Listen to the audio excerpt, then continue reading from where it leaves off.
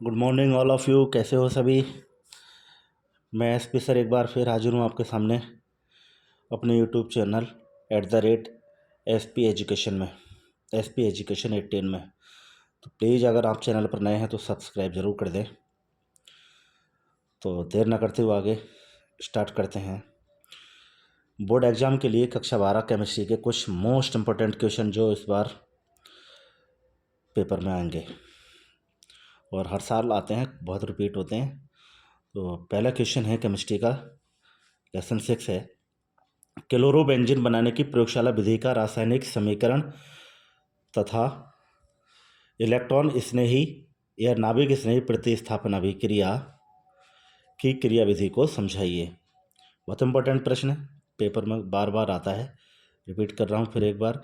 Chlorobenzene बनाने की प्रयोगशाला विधि का रासायनिक समीकरण तथा इलेक्ट्रॉन स्नेही या नाभिक स्नेही प्रतिस्थापन अभिक्रिया की क्रियाविधि को समझाइए। नेक्स्ट क्वेश्चन है, ल्यूकास परीक्षण क्या है। ल्यूकास परीक्षण क्या है, इसका प्रयोग किस प्रकार के यौगिकों के परीक्षण में किया जाता है। ये चैप्टर 7th या 7वें पार्ट का क्वेश्चन है। ल्यूकास परीक्षण क्या है, एग्जामिनर भी खूब पूछते हैं इसको प्रैक्टिकल में। ल्यूकास परीक्षण क्या है, इसका प्रयोग किस प्रकार के यौगिकों के परीक्षण में किया जाता है। नेक्स्ट क्वेश्चन है, एथेनॉल C2H5OH एथेनॉल के निर्जलन अभिक्रिया की क्रियाविधि को चरणबद्ध समझाइए, स्टेप बाय स्टेप समझाइए। नेक्स्ट क्वेश्चन है 4th, ऐसी दो क्रियाएं लिखिए जिनसे फिनॉल की अम्लीय प्रकृति प्रदर्शित होती हो। ऐसी दो क्रियाएं लिखिए जिनसे फिनॉल की अम्लीय प्रकृति प्रदर्शित होती हो। बहुत इंपॉर्टेंट प्रश्न है, कई बार यूपी बोर्ड एग्जाम में आया है ये।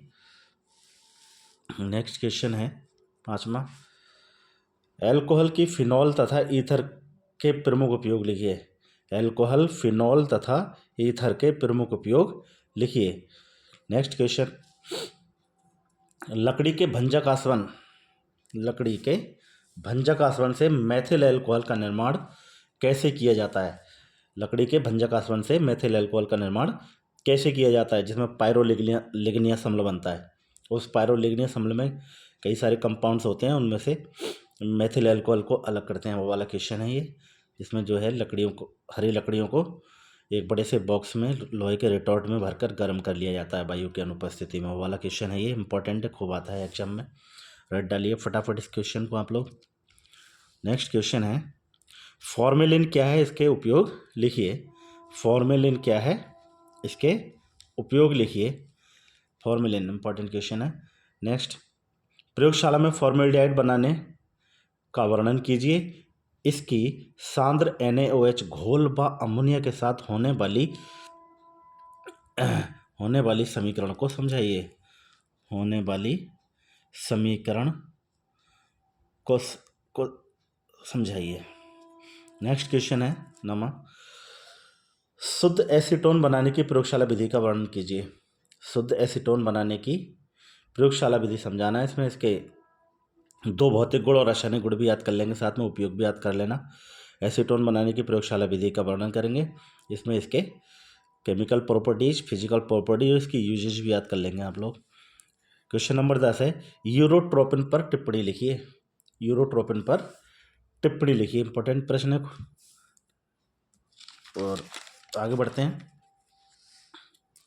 ये लेसन 9 चैप्टर 9 के कुछ क्वेश्चन है इंपॉर्टेंट। एथिलैमीन क्षारीय प्रकृति प्रदर्शित करती है, क्यों। एथिलैमीन क्षारीय प्रकृति प्रदर्शित करती है, क्यों। नेक्स्ट क्वेश्चन नंबर 13 है, प्राथमिक, द्वितीयक एवं तृतीयक एमिनो की पहचान की विधि का वर्णन कीजिए। प्राथमिक, द्वितीयक एवं तृतीयक एमिनो की पहचान की विधि का वर्णन कीजिए। क्वेश्चन नंबर 14, लघु टिप्पणी लिखो, शॉर्ट नोट्स लिखना है इन पे। कार्बिल अभिक्रिया, हाफ मान ब्रोमेमाइड अभिक्रिया, तो बहुत आते हैं पेपर में ये। पहले भी मैं एक वीडियो बनाकर कुछ रिएक्शन समझा चुका हूँ आप लोगों को, तो ये उनमें से ही हैं कुछ। हाफमैन ब्रोमाइड अभिक्रिया और कार्बामेल अभिक्रिया खूब आती हैं एग्जाम में। और ये लास्ट चैप्टर है आपका 10th चैप्टर। कार्बोहाइड्रेट क्या होते हैं? What are carbohydrates? कार्बोहाइड्रेट क्या होते हैं? तो आप लोग जानते होंगे कार्बोहाइड्रेट क्या है। कार्बोहाइड्रेट वे जैव अणु होते हैं जो शरीर को एनर्जी प्रदान करते हैं और जिनमें कार्बन, हाइड्रोजन और ऑक्सीजन उपस्थित होती है। ऐसे कंपाउंड जिनमें कार्बन, हाइड्रोजन और ऑक्सीजन उपस्थित होती है कार्बोहाइड्रेट कहलाते हैं। लेकिन कार्बन, हाइड्रोजन, ऑक्सीजन वाले सारे कंपाउंड्स कार्बोहाइड्रेट नहीं होते। जिनमें हाइड्रोजन और ऑक्सीजन का अनुपात, जिनमें हाइड्रोजन और ऑक्सीजन का अनुपात 2:1 होता है, उन्हें कार्बोहाइड्रेट कहते हैं। जैसे ग्लूकोज C6H12O6। आप ध्यान दीजिए यहाँ पर हाइड्रोजन के कितने मॉलिक्यूल हैं यहाँ पर? 12। कितने? 12। और ऑक्सीजन के कितने हैं? 6। 6 से इसे डिवाइड करेंगे, 6 1 जा 6, 6 2 जा 12, तो 2:1 आ गया। ये पहचान है कार्बोहाइड्रेट की, ठीक है। तो वे कंपाउंड जिनमें कार्बन, हाइड्रोजन और ऑक्सीजन प्रेजेंट होते हैं कार्बोहाइड्रेट कहलाते हैं। बट इनमें जो हाइड्रोजन और ऑक्सीजन है, इनके जो रेशियो है, जो अनुपात है, वो 2:1 होना चाहिए। ये इसकी शर्त है। Next question 17 number. मॉलिस परीक्षण क्या है? मॉलिस परीक्षण क्या है वो बात है एग्जाम में, याद कर डालिए इसको। इसी चैप्टर में मिलेगा आपको, 10th चैप्टर में, लास्ट वाले चैप्टर में। नेक्स्ट क्वेश्चन, ज्यूटर आयन को उदाहरण सहित समझाइए। ज्यूटर आयन क्या है? नेक्स्ट क्वेश्चन है 19 नंबर। लिपिड क्या है? इनके मुख्य कार्य क्या हैं? लिपिड और इनके प्रमुख कार्य, मेन फंक्शन इनके याद कर लीजिएगा। और मोस्ट इंपॉर्टेंट क्वेश्चन है ये, डीएनए व आरएनए में अंतर स्पष्ट कीजिए। ये केमिस्ट्री और बायो दोनों में खूब आता है, इसलिए रट डालिए फटाफट। इसमें कम से कम 5 से 6 अंतर डिफरेंस याद कर लीजिए इसमें। Question number 21। प्रोटीन के मुख्य स्रोत एवं शरीर में उसके कार्य लिखिए। प्रोटीन्स क्या होती हैं, उनके सोर्सेस क्या हैं, और वे हमारे शरीर में क्या क्या काम करती हैं, क्या होता है प्रोटीन से। नेक्स्ट क्वेश्चन है, ग्लूकोज व फ्रक्टोज की संरचना में अंतर स्पष्ट करो। आपको पता है इनके दोनों के मॉलिक्यूलर फार्मूला, ग्लूकोज और फ्रक्टोज दोनों के मॉलिक्यूलर फार्मूला C6H12O6 होते हैं। लेकिन कहीं ना कहीं कुछ तो डिफरेंस होगा, तो इनकी स्ट्रक्चर बना के हमें ये समझाना है कि what is the difference between glucose and fructose structure. Next question है 23, 23वां नंबर। न्यूक्लिक अम्ल क्या है? What are nucleic acids? इनके कार्य व रासायनिक संगठन लिखिए, ठीक है। इनके फंक्शन और इनके केमिकल कॉम्पोजिशन बताना है हमें। न्यूक्लिक अम्ल क्या है, इनके कार्य व रासायनिक संगठन लिखिए। प्रोटीन के विकृतीकरण से आप क्या समझते हैं? प्रोटीन के विकृतीकरण से आप क्या समझते हैं, क्या तात्पर्य है? तो प्रोटीन तो आप लोग जानते हैं, विकृतीकरण का मतलब है इसकी आकृति बदल देना।